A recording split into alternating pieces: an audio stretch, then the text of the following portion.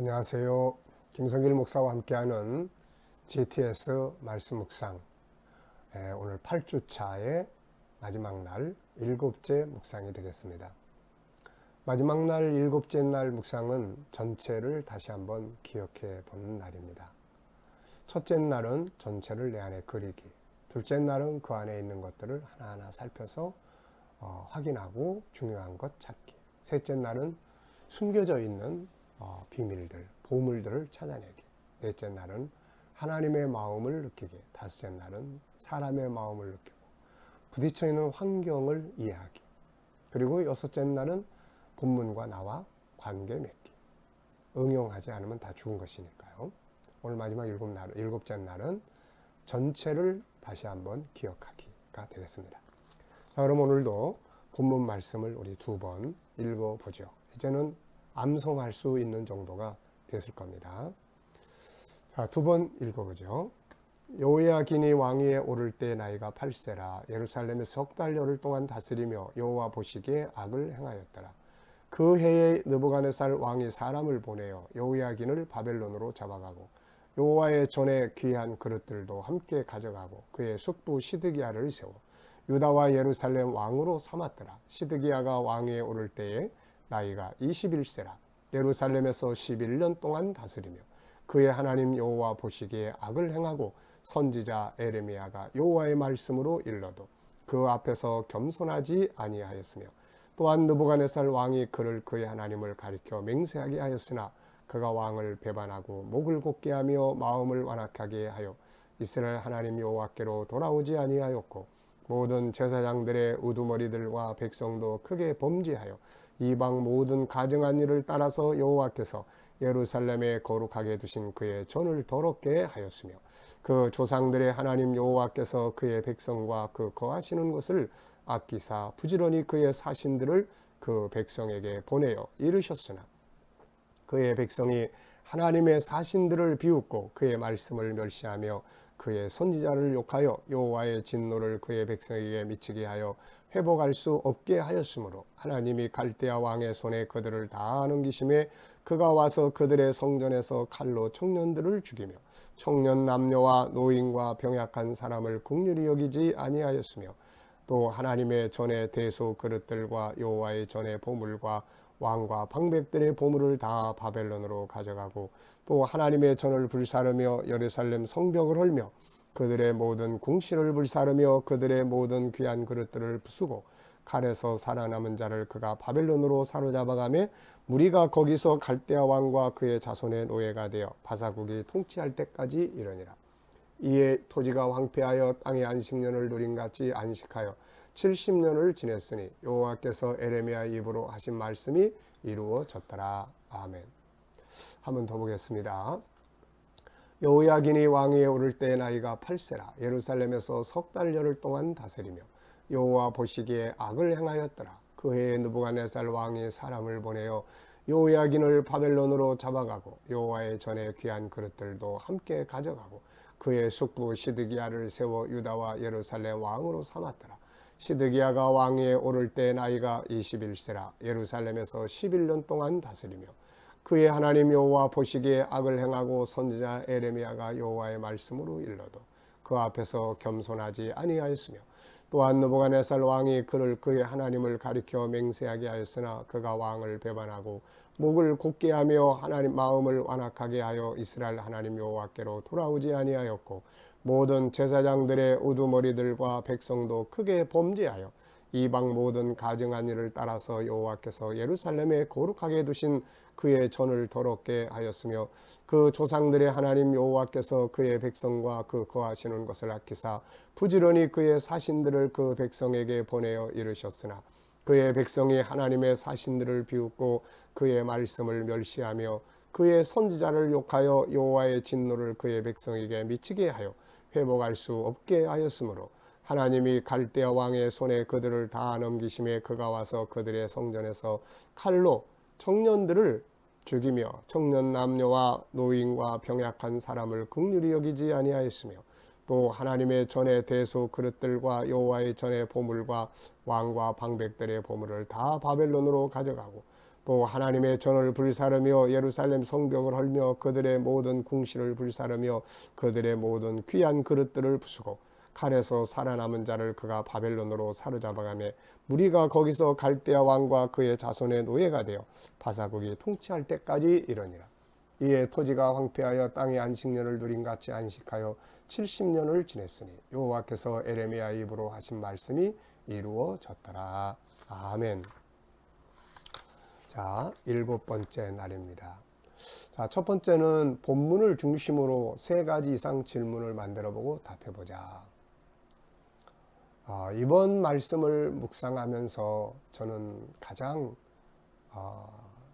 안타까웠던 일이 바로 그 여호야긴이에요.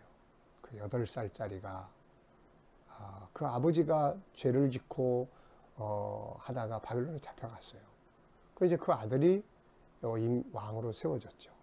근데 또 악을 행하다가 8살짜리가 또 잡혀가는, 너무 마음이 아프고 안타까운 이야기예요. 자, 그래서 이제 질문 3개. 첫째는 여호야긴은 어린 나이에 어떻게 하나님 앞에 악을 행하였을까?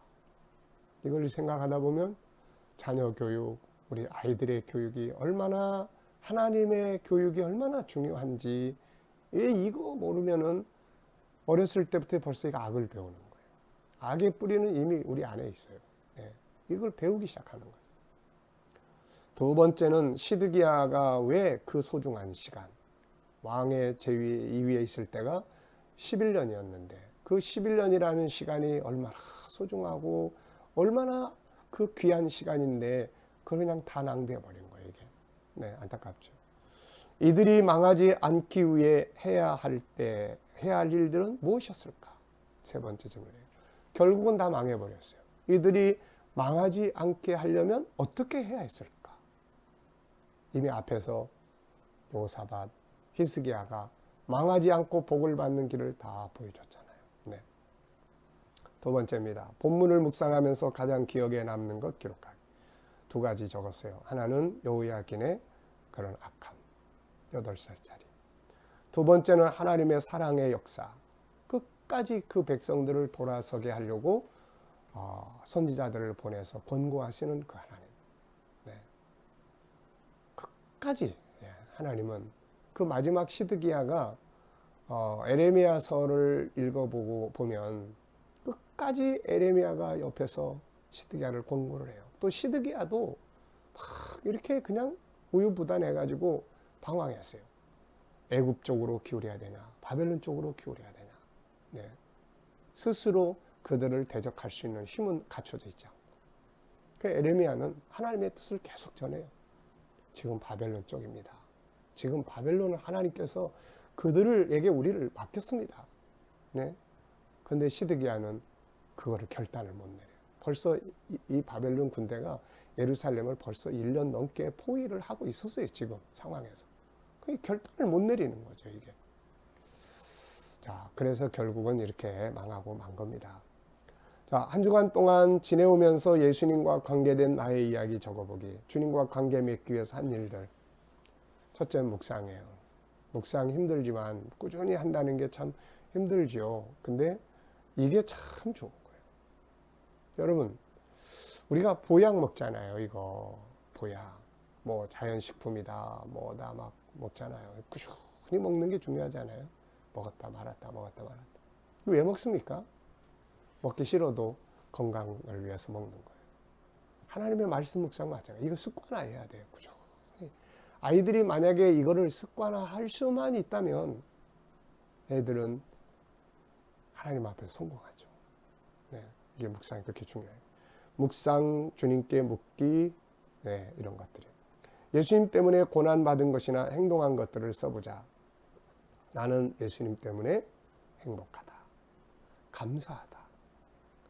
예수님 때문에 손해볼 때도 있고 절제해야 될 때도 있고 참아야 될 때도 있다. 네, 그렇지만 행복한 거죠. 자, 본문 전체를 묵상을 해보는 시간입니다. 암송해보는 시간이죠. 저는 하나님의 말씀을 많이 외워보려고 이렇게 항상 노력을 하는데요. 그래서 지금도 산상수훈, 그 다음에 마태복음 5장, 6장, 7장, 그 다음에 계시록 21, 21장은 이제 매일 아침 새벽기도 끝나면 이렇게 먼저 한 장씩 암송을 합니다. 그 5장은 제가 안 잊어버리려고 아주 늘 암송하고 있으니까요. 그런데 이왕이면 좀 더 많은 말씀을 암송하면 좋겠는데 잘 안 돼요. 근데 GTS 이거 하다 보니까 이게 다 이렇게 기억이 남는 거예요. 이렇게. 물론 뭐 문자 단어 하나하나는 아니지만 내용 전체 흐름이 다 이렇게 남는 거예요. 네.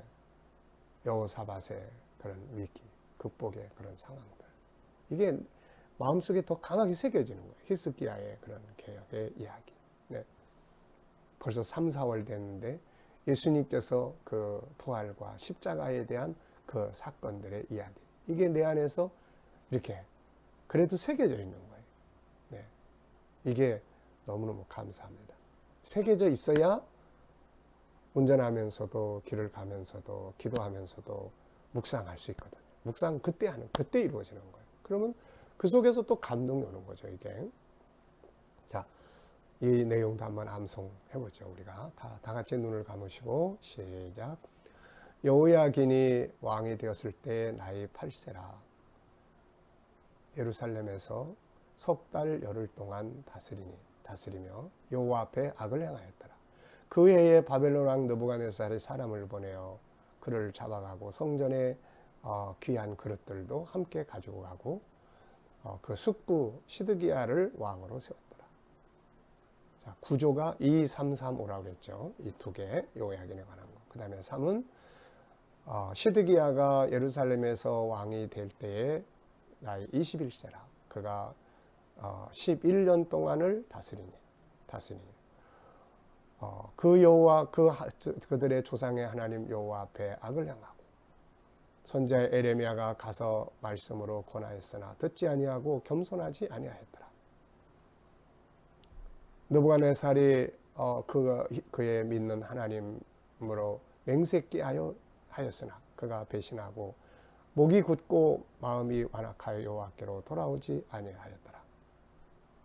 제사장들의 모든 대제사장들의 우두머리들과 백성들이 크게 범죄하여 이방인들의 더러운 가증한 것들을 따라 행하고 하나님의 이름을 둔 거룩한 성소 예루살렘을 더럽히니 여호와께서 그 백성과 그의 이름을 두신 성소를 아끼사 부지런히 사신들을 보내셨으나 그들이 그 사신들을 비웃고 여호와의 말씀을 듣지 아니하고 그들을 욕함으로 여호와의 진노가 그들에게 임하게 하였으니 회복할 수 없게 되었습니다. 여호와께서 갈대아 왕의 손에 그들을 다 넘기심에 그들이 와서 성전에서 청년들을 죽이며 청년 남녀와 또 노인과 병약자들을 긍휼히 여기지 아니하였고 성전의 모든 보물들을 다 가지고 가고 또 왕과 방백들의 보물들을 다 가지고 가고 성전을 불태우며 또 성벽을 헐고 왕족들의 그들의 집들을 다 불태우고 칼에 살아남은 자들은 다 사로잡아 가서 바벨론 왕과 그의 자손들의 노예가 되게 하니 바사 제국이 통치하기까지니라. 유다 땅이 황폐케 되어 안식년을 거친과 같이 되었으니 선지자 에레미야의 말대로 되었더라. 아멘. 자, 잘 외웠습니다. 말씀을 이렇게 우리가 암송하면서 묵상한다는 거, 이거는 책을 보면서 읽는 것보다 훨씬 더 많은 은혜를 누리게 합니다. 자, 우리가 공부해야 될 내용입니다. 맛을 잃어버린 소금의 결과. 이스라엘 백성들을 이 멸망을 보면서 느끼는 건 예수님 말씀이에요. 마태복음 5장 13절에 소금, 맛을 잃어버린 소금은 밖에 버려져서 사람들에게 밟히게 된다는 거예요. 북쪽 이스라엘 왕국뿐 아니라 남쪽 유다 왕국의 멸망을 보면서 느낄 수 있는 것은 예수님이 말씀하신 맛을 잃어버린 소금의 결과다. 세상에 존재하는 모든 것은 내야 할 맛, 사명이 있다. 그런데 내야 할 맛인 사명이나 능력을 발휘하지 못하면 결국 쓸모없는 소금이 되어 하나님께도 버림받고 사람에게도 버림을 받게 되는 것이다. 이스라엘이 존재하는 이유는 뭔가? 유다 왕국과 그 백성들이 존재하는 이유는 창세기 12장 1절로 3절과 출애굽기 19장 5절 6절에 잘 나타나 있죠. 그들은 우상으로 가득 차 있는 세상에서 하나님을 드러내야 돼요. 하나님만이 참 하나님이심을 믿고 섬기는 세상 민족으로 부름을 받았고 인류를 구원하고자 하는 하나님의 천국운동 구원 계획을 온 세계에 전하는 선교, 선지작 사명을 가진 나라였어요. 이것을 그들의 조상인 아브라함, 이삭, 야곱 그리고 모세에게 알려주셨고 그것을 이룰 수 있는 나라를 세우게 하셨어요. 그리고 그대로 살면 그들은 세상에 뛰어난 민족이 되고 나가도 들어가도 복을 받는 민족이 될 것이라고 했죠. 그런데 그들은 그 땅에 들어가서 이 사명의 정체성을 다 잃어버리고 살아요. 그냥 현실에 매여가지고 오히려 그 땅의 우상을 다 받아들여서 숭배했고 인본주의 타락한 문화를 받아들였어요. 이처럼 결국 맛을 잃어버린 그들은 하나님께 마침내 버림받아 멸망한 거예요.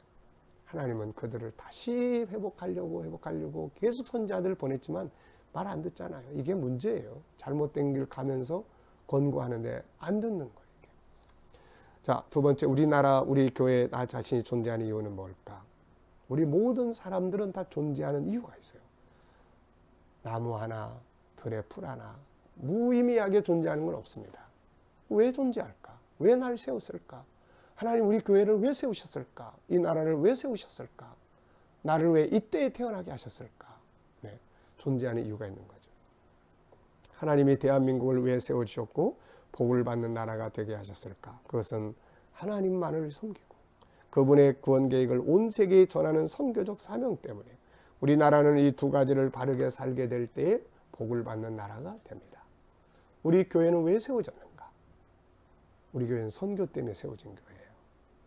제가 동생을 위해서 새벽마다 기도할 때 하나님께서 하나님의 마음을 나에게 전달해 주셨어요.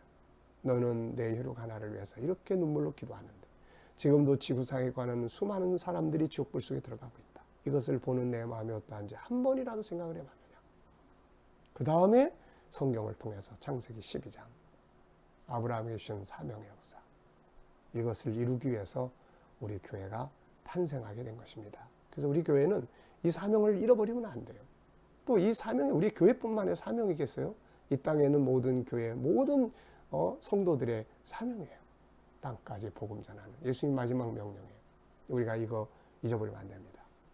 우리는 하나님을 바르게 알고 그분의 계명을 지키며 그분만이 참 신이심을 세상에 드러내야 하며 그분의 구원 계획을 온 세계에 전하기 위해 선교적 사명을 감당해야 합니다. 이것이 우리가 내야 할 소금의 맛이며 복을 받는 비결입니다. 자, 이 밑에는 이제 우리가 참 6.25 사변, 6.25 전쟁, 이번 주간에는 이제 6.25가 들어있죠. 6.25. 그래서 이제 이 6.25 사변을 생각하면 이 나라들 우리가 잊어버리면 안 돼요.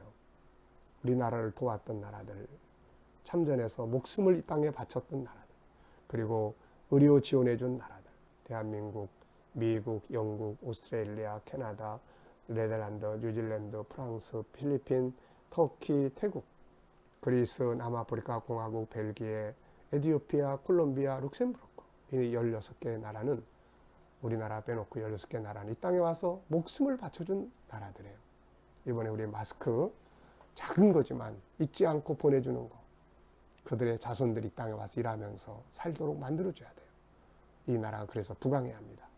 이 밖에도 의료 지원해준 나라들, 인도, 노르웨이, 덴마크, 스웨덴, 이탈리아, 물자 지원해준 나라들, 과테말라, 미얀마, 이스라엘, 우루과이, 코스타리카, 도미니카, 이란, 베네수엘라, 온두라스, 파나마, 독일, 이집트, 엘살바도르, 파라과이, 라이베리아, 사우디아라비아, 인도네시아, 자메이카, 파키스탄, 월남, 임시중앙정부, 리텐슈타인, 시리아, 일본, 대만, 페루, 레바논, 스위스, 하이티, 칠레, 헝가리, 모나코, 아르헨티나, 에콰도르, 쿠바, 교황청, 멕시코, 아이슬란드, 오스트리아, 캄보디아, 이렇게 많은 나라들이 우리나라의 6.25 전쟁에 참전해서 또 물자를 지원해서 의료 지원을 해서 우리나라를 이렇게 살려낸 거예요. 위로는 하나님께서 그 일을 하신 거죠. 우리는 이들을 잊지 말고 기도해야 돼요. 그리고 그렇게 해서 살려는 이 나라가 잘 될 수 있도록 기도하고 바르게 살아야 되고 이 일에 우리 성도들이 더 앞장서서 소금과 빛의 역할을 감당해야 될 것입니다.